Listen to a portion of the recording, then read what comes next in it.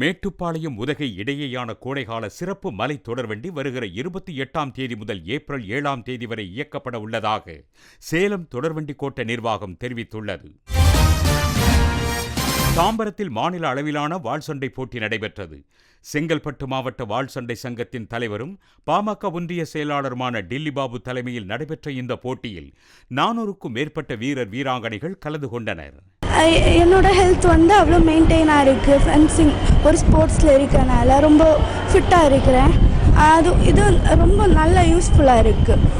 Fencing என்னோட எஜுகேஷனுக்கும் யூஸ்ஃபுல்லாக இருக்குது. நான் நேஷ்னல்ஸ்லாம் போயிருக்கேன். இங்கே மேட்ச் எல்லாம் நேஷ்னல்ஸில் நடக்கிற மாதிரி இருக்குது. கிருஷ்ணகிரி புதிய பேருந்து நிலையம் முன்பு தமிழக விவசாயிகள் சங்கம் சார்பில் ஆர்ப்பாட்டம் நடைபெற்றது. டெல்லியில் 100 நாட்களை கடந்து உண்ணாநிலையில் ஈடுபட்டுள்ள விவசாயி ஜெகதீஷ் சிங் டல்லேவாலின் கோரிக்கையை ஏற்று போராட்டத்தை நடுவண் அரசு முடித்து வைக்க வேண்டும் என அவர்கள் வலியுறுத்தினர். உடுமலை மடத்துக்குளம் மக்கள் பாதுகாப்பு இயக்கத்தின் ஆலோசனைக் கூட்டம் உடுமலையில் நடைபெற்றது.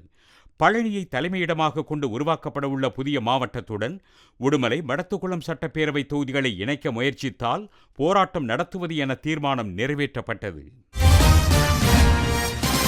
திருவள்ளூர் மாவட்டம் மீஞ்சூரில் நெடுஞ்சாலையை ஆக்கிரமித்து கடைக்காரர்கள் வைத்திருந்த பதாகைகள், மேற்கூரை உள்ளிட்டவற்றை காவல்துறை பாதுகாப்புடன் அதிகாரிகள் அப்புறப்படுத்தினர். இதற்கு எதிர்ப்பு தெரிவித்து வணிகர்கள் வாக்குவாதத்தில் ஈடுபட்டதால் அதிகாரிகள் பாதியிலேயே திரும்பிச் சென்றனர். ராணிப்பேட்டை மாவட்டம் அனந்தமலை பகுதியில் உள்ள கல்குவாரிகளில் அளவுக்கு அதிகமாக கற்களை வெட்டி எடுக்கப்படுவதாக பொதுமக்கள் குற்றம் சாட்டியுள்ளனர். இது தொடர்பாக ஆய்வு செய்து கனிமவள கொள்ளையை அதிகாரிகள் தடுக்க வேண்டும் என அவர்கள் வலியுறுத்தியுள்ளனர். ராஜபாளையம் அருகே உள்ள தளவாய்புரத்தில் ஊதிய உயர்வு கோரி விசைத்தறி தொழிலாளர்கள் நடத்தி வரும் வேலை நிறுத்தம் 14வது நாளை எட்டியுள்ளது. ஊதிய உயர்வு வழங்க மறுக்கும் உரிமையாளர்களை கண்டித்து கிராம நிர்வாக அலுவலகம் முன்பு அவர்கள் ஆர்ப்பாட்டத்தில் ஈடுபட்டனர். கடலூரில் 5,30,000 ரூபாய் சொத்து வரி நிலுவை வைத்திருந்த உணவகத்தின் முன்பு குப்பை வண்டியை நிறுத்தி வைத்து மாநகராட்சி அதிகாரிகள் வரி வசூலில் ஈடுபட்டதால் பரபரப்பு ஏற்பட்டது.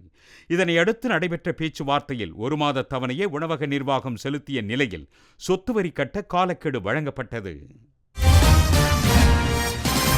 ராணிப்பேட்டை மாவட்டம் சோளிங்கர் அருகே உள்ள சமத்துவபுரத்தில் சாலையின் இருபுறமும் வாரச்சந்தை கடைகள் அமைக்கப்படுவதால் போக்குவரத்து பாதிக்கப்படுவதாக குற்றச்சாட்டு எழுந்துள்ளது. இதனால் வாரச்சந்தைக்கு தனியிடம் அரசு ஒதுக்க வேண்டும் என பொதுமக்கள் வலியுறுத்தியுள்ளனர்.